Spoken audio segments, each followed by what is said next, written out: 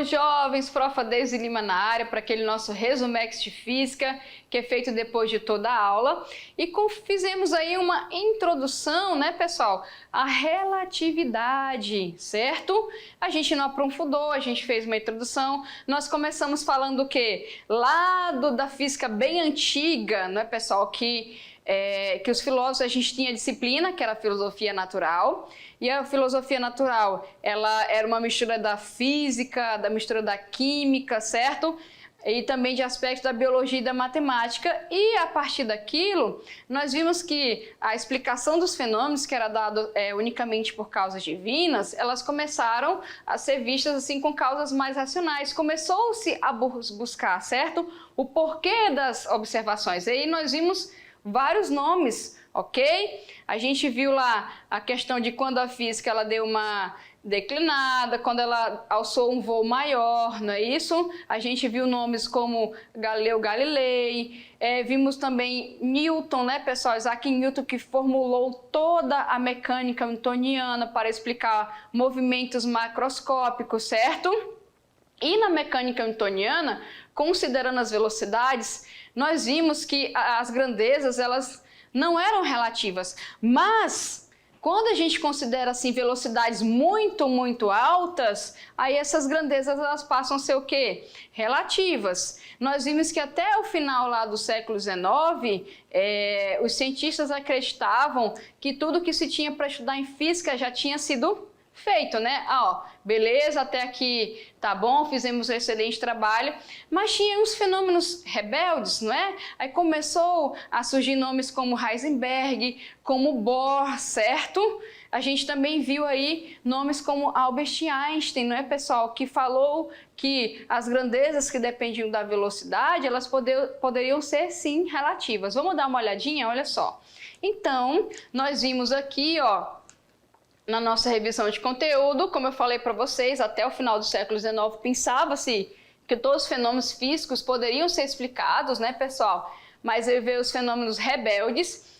Albert Einstein, que foi aí, físico alemão de origem judaica, foi um dos maiores cientistas de todos os tempos, né? Em 1905 ele publicou 3 grandes trabalhos, né, pessoal? Falando do efeito fotoelétrico, do movimento da eletrodinâmica dos corpos, certo? Também falou das teorias da relatividade, ok? E é conhecido especialmente por sua teoria da relatividade, que expôs pela primeira vez em 1905, quando tinha apenas aí 26 anos de idade, e suas contribuições à ciência foram bastantes, né, pessoal? Então nós vimos na aula passada que a partir dessas contribuições teve muita coisa. Então, as consequências aí que nós vimos dos postulados da teoria da relatividade resultam em um conjunto de importantes corolários, né, que afetam as propriedades do espaço e do tempo.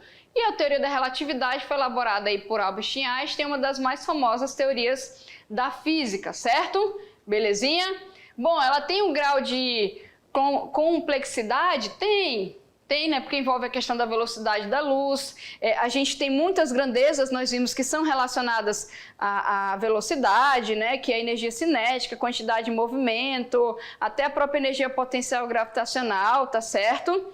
Ok? Mas, na verdade, não é tão difícil assim, podemos presenciá-la em nosso dia a dia. A gente viu grandes aplicações, né? Por que o ouro é amarelo, a questão do GPS, não foi, pessoal, que nós vimos também, graças a correções, graças aí a correções relativísticas, a gente tem o nosso GPS que tira aquele erro, certo? Porque ele está a uma altitude muito grande, um satélite desse movimento aí a quase 14 mil km por hora, né? É pequena comparada à velocidade da luz, a do GPS, mas se não fosse esses cálculos aí relativísticos de correção, certo? A gente não conseguiria ter uma exatidão no GPS. Por que a questão do ouro ou do mercúrio ser líquido, né? A gente viu da questão da densidade dessas partículas, da massa, com movimento perto do núcleo, a gente tem todas essas correções relativísticas e a gente consegue explicar muita coisa, belezinha? Vou deixar aí vocês fazendo os exercícios e depois a gente volta. Até mais!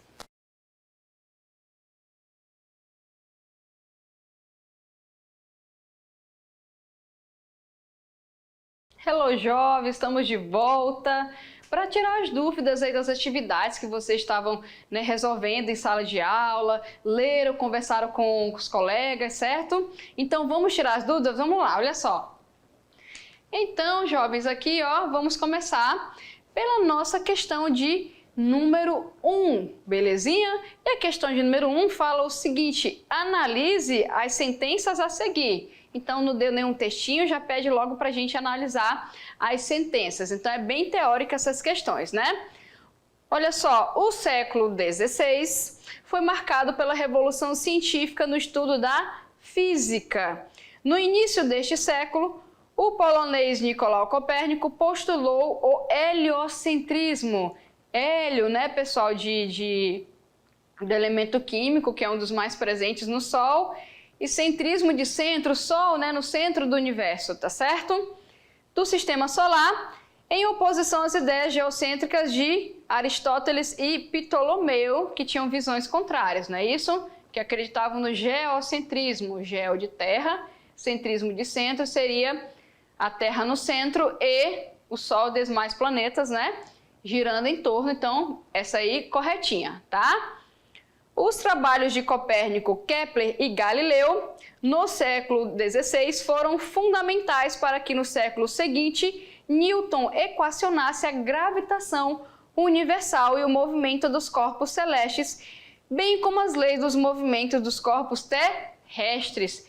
Perfeito também, né, pessoal? Tem aquela frase que Newton fala, em resumo, significa que se ele não tivesse apoiado sobre, né, o ombro de gigantes, ele não teria conseguido chegar onde ele chegou. Então, ele pegou grandes contribuições de nomes como Galileu, como Copérnico, como Kepler, para formular o seu estudo e escrever a teoria da gravitação universal, entre outras contribuições de Isaac Newton também. Então, a 2, belezinha, correta, tá certo? 3. Os trabalhos de Einstein, publicados a partir de 1905, viram a comprovar definitivamente todas as ideias newtonianas, pessoal. Então, aí a gente tem aquele negócio, exclusivamente, nunca ou todas, né, um total. Então, a gente tem que ter cuidado com isso daqui.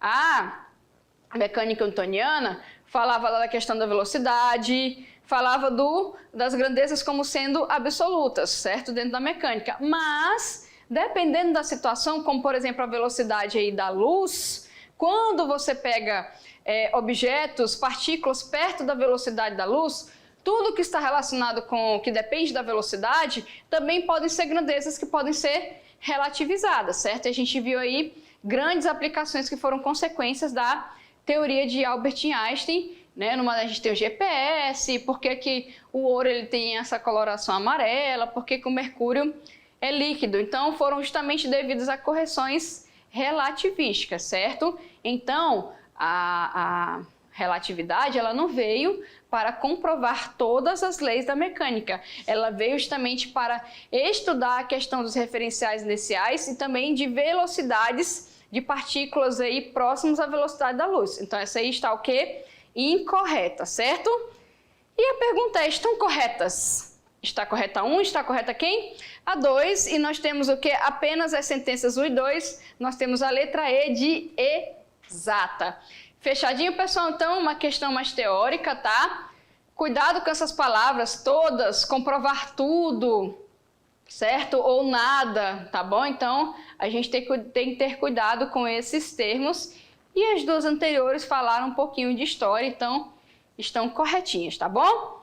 Belezinha? Fechado? Ok? Questão de número 2, aparecendo na nossa telinha, e ela fala o seguinte: leia o trecho a seguir. É em função da astronomia que se elabora a nova física, mais precisamente, em função dos problemas postos pela astronomia coperniciana e especialmente da necessidade de responder aos argumentos físicos apresentados por Aristóteles e por Ptolomeu contra a possibilidade do movimento da Terra, certo? Então é um trecho aqui, ó, de Coiré, Alexandre, né, pessoal? Estudos galileicos, né? e foi publicado lá em Lisboa, tá bom? Belezinha? Fechado? Então, o que está mostrando nesse trecho aqui? Ó, ele até fala aqui, em função da astronomia que se elabora, ou seja, começou-se a ver fenômenos astronômicos que indagavam a questão das ideias colocadas por Ptolomeu e Aristóteles. Então, Ptolomeu e Aristóteles, eles explicavam o movimento da Terra, do sistema solar, de uma certa visão. Mas as observações da astronomia, quando se olhavam para o céu, estudavam outras variáveis, não batia. Então, por isso que ele fala astronomia, a questão do desenvolvimento da astronomia, ela trouxe algo mais racional, ou seja, você tem que ver as coisas com mais racionalidade, você tem que estudar esses fenômenos com mais seriedade, mais racionalidade. Então, certas explicações, elas tiveram que ser o quê? Indagadas e investigadas para serem dispensadas e serem colocadas explicações, né, mais plausíveis para o que estava sendo observado. Então, o pensamento tem que ser um pensamento mais racional. Então, o desenvolvimento disso fez-se com que a gente questionasse essas ideias aqui de maneira mais racional, tá? Então, a gente fazendo aí um resumo desse texto, belezinha? Bom, olha só, pessoal, o historiador aí do pensamento científico, Alexandre Koyré, destaca que a nova física, que foi erigida sobretudo por Galileu e depois por Newton, desenvolveu-se a partir das discussões em torno dos fenômenos astronômicos, sobretudo a respeito do movimento da Terra, tá certo? Copérnico, Galileu e outros questionavam a física aristotélica e ptolomaica, porque essa afirmava, entre outras coisas, o quê? Vamos ver aqui, ó. Que as teses sobre a imobilidade da Terra não tinham valor porque foram concebidas por pessoas ignorantes. Será que é isso, pessoal? Que o telescópio usado por Aristóteles não era preciso o suficiente para observação astronômica? Vamos ver as outras alternativas aqui, ó. Que as investigações de Aristóteles não puderam ser compreendidas, haja vista que seus livros foram alterados pelos árabes. D. Que Aristóteles não poderia compreender bem os fenômenos naturais, pois viveu na época errada. E letra E. Que o cosmos estava organizado em esferas celestes e que a Terra era imóvel. Então, pessoal, vamos lá no quadro rapidinho, para vocês verem melhor. Então, a gente tem aí, ó, essas alternativas aí, belezinha? Então, o que eles estavam falando aqui, ó? Eles tinham uma ideia. Aqui tá aqui a Terra, né? Ela vai ficar aqui, bonitinha. A gente tinha aqui, ó, as camadinhas, vou colocar aqui. Então, vai estar o Sol e os demais planetas se movimentando aqui, certo? Então, o que o Aristóteles fez? Ele colocou aqui, ó, o cosmos organizado nessas esferazinhas bonitinhas aqui e que a Terra, ela ficava aqui. Se ela ficava aqui, quem se movimentava eram os outros. Tá certo? E isso, pessoal, não conseguiu o quê? Ser sustentado. Esse meu desenho aqui que tá mais parecendo rabisco de criança, né? Deixa eu apagar aqui. Pronto. Então, pessoal, o que ele fez? Ele colocou a Terra como sendo imóvel. Belezinha? Então, como é que a gente ia conseguir explicar certos fenômenos? Ó, como ele coloca aqui, ó. Ok? Copérnico, Galileu e outros questionavam a física aristotélica e ptolomaica. Lembra Ptolomeu, o que ele defendia? A Terra no centro e os demais, o Sol e os demais planetas girando ao redor da Terra, certo? Então aqui, ó, por que era questionada? Porque justamente colocava a Terra como imóvel, ok? Imóvel, tá bom? E todo mundo era bem esférico, ok? E as camadinhas também, vamos colocar aqui, são a questão aqui, ó. Deixa eu colocar, fazer o desenho para vocês. Espera aí, canetinha, tá? Que são as órbitas, também eram perfeitamente circulares. Então isso foi questionado. E aqui, se a gente for ver, né? Essa questão de livro alterado por Abre, a gente não viu isso em aula, né, gente? Não vimos isso aqui em aula, tá? Questão de viver na época errada, né? A gente está falando da época que ele viveu com os recursos que ele tinha, foi o que ele falou da questão da imobilidade da Terra aqui, tá? Aqui também, cuidado com esse tipo de alternativa diminui, né, gente, as pessoas aqui, ok, ignorante, era burro, então não vai ser uma alternativa dessa, tá?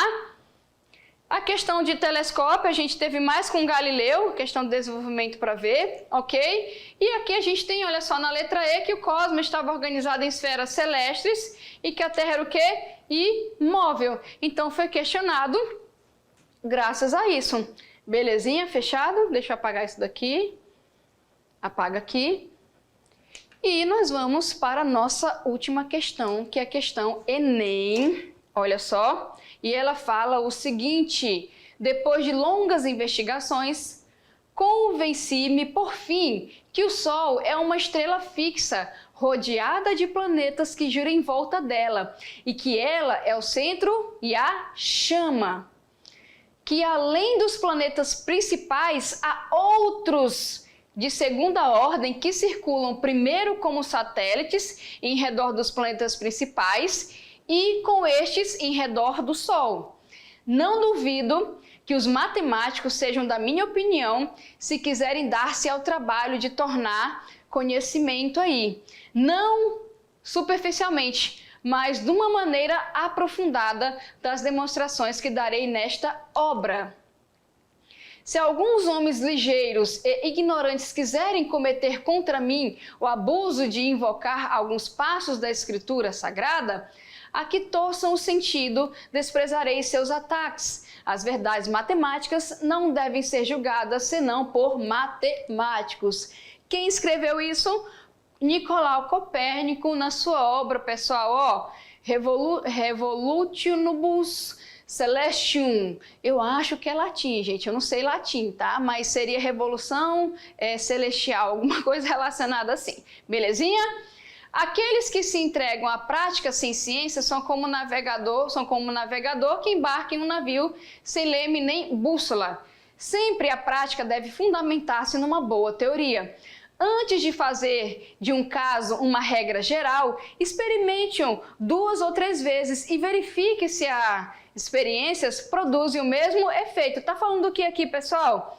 Método científico, né? Tu tem uma teoria, certo? E você vai generalizar? Não, você vai investigar, você vai colocar sobre comprovação experimental e tudo mais, para você poder generalizar aquilo, belezinha? Então, aí a gente colocou ali no texto, Nicolau Copérnico, né? Ele escreveu, vamos dizer assim, daquela forma mais agressiva, porque ele era bastante, né? Ele também, quem defendia as ideias do heliocentrismo, eram bastante atacados, né? Porque na Idade Média, assim, era complicado em questão de tirar a Terra do centro do universo, já que o ser humano sempre era considerado, assim, como algo superior a tudo, né, pessoal? Então, essa ideia de colocar a Terra no lugar dela, né, em torno do Sol, era bem mal vista, né? Então, o pessoal realmente sofria ataque e o Copérnico, ele falou, olha, se for para você não defender a matemática, com comprovação científica, não venha chorar para mim, né? Era mais ou menos isso que ele estava escrevendo. E, pessoal, aqui, ó, então, nenhuma investigação humana pode se considerar verdadeira ciência se não passa por demonstrações matemáticas. É por isso que a matemática e a física, elas andam sempre juntas, tá certo? A física enquanto observação do fenômeno, a matemática para descrever e quantificar esse fenômeno, ok? Bom, pessoal, o aspecto a ser ressaltado em ambos os textos para exemplificar o racionalismo moderno é... Vamos lá, a fé como guia das descobertas, e isso foi quebrado lá no texto, certo? É o que ele fala com comprovações, matemática, a parte racional. B, o senso crítico para se chegar a Deus? Também não, né, pessoal? Então, olha só, não está relacionando lá no texto, vocês não viram, não está escrito Deus, nem coisa do tipo lá. Está falando o quê? Falou da questão da Sagrada Escritura, né, e tudo mais, mas só que era um livro que na concepção dele não serviria para provar a matemática que ele estava escrevendo, então estava puxando mais para o lado racional. C, a alimentação da ciência pelos princípios bíblicos, certo? Letra D, a importância da experiência e da observação. Ele falou isso no trecho, né? Aqueles que se entregam à prática sem ciência são como um navegador que embarca ok? Em um navio sem leme nem bússola. Então você tem que se fundamentar numa teoria, você tem que experimentar, fazer experimentação e sempre vai ver se aquela teoria se comporta daquela forma. Então a gente fica aí com a letra D, belezinha? Letra D de dado, a importância da experimentação e da observação. E aqui, pessoal, olha só, para fechar o nosso pré-requisito para a nossa aula 46, que vocês vão ver com o professor Décio, tá certo? Ó, para finalmente entender a teoria da relatividade de Albert Einstein. Tá aí, olha só o vídeo, quase 4 minutinhos só, tá rapidinho para vocês assistirem, tá bom? Tá aqui o link, assistam e que vai servir também para a próxima aula. Fechado, pessoal? E depois estarei de volta com mais conteúdo de física para vocês. Tchau, tchau!